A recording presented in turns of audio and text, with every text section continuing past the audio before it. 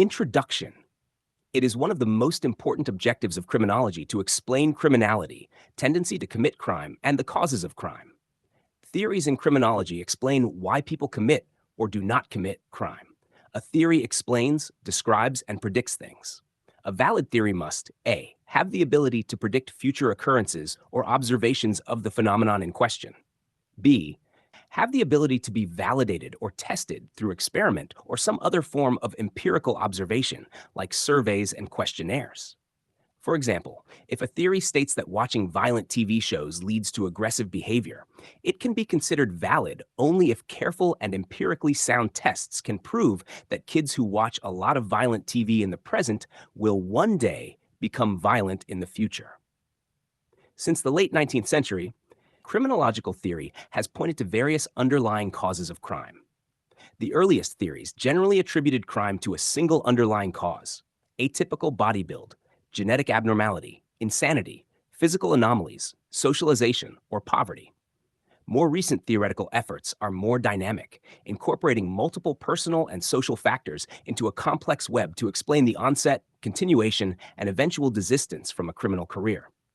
Early explanations about criminal behavior. During the early Middle Ages, 1200 to 1400, superstition and fear of satanic possession dominated thinking. People who violated social norms or religious practices were believed to be witches or possessed by demons and not rational decision makers.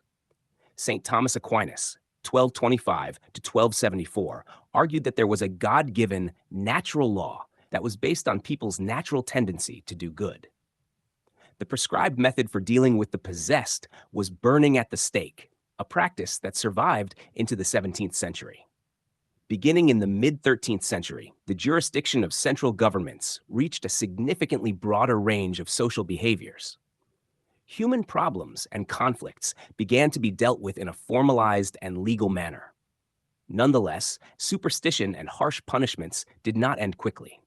The authorities were on guard against Satan's offspring, who engaged in acts ranging from witchcraft to robbery. Between 1581 and 1590, Nicolas Remy, head of the Inquisition in the French province of Lorraine, ordered 900 sorcerers and witches burned to death. Likewise, Peter Binsfeld, the bishop of the German city of Trier, ordered the death of 6,500 people. An estimated 100,000 people were prosecuted throughout Europe for witchcraft during the 16th and 17th centuries.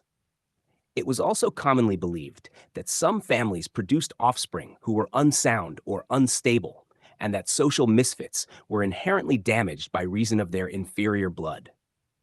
It was common practice to use cruel tortures to extract confessions, and those convicted of violent or theft crimes suffered extremely harsh penalties, including whipping, branding, maiming, and execution. Almost all felons were punished with death.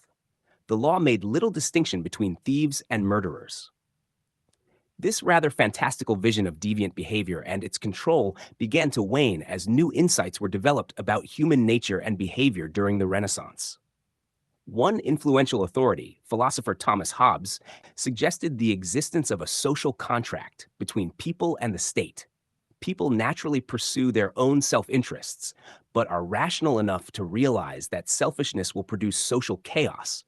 So they agree to give up their own selfish interests as long as everyone else does the same thing. Not all agree to the social contract, and therefore the state became empowered with the right to use force to maintain the contract.